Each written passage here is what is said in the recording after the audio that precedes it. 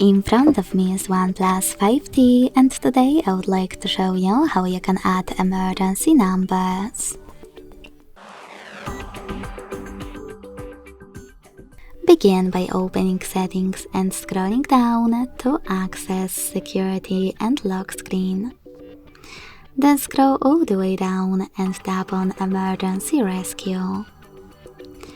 Now select Edit Emergency Information. Scroll all the way down and tap on Add Contact. Then choose Allow all the time or Allow only while using the app. Then Allow.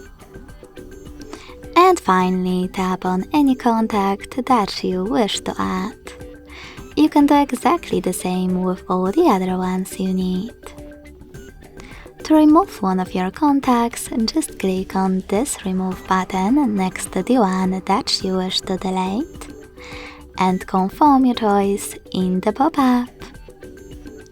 Thanks so much for watching. If you enjoyed this video, leave a like, comment and subscribe. Bye!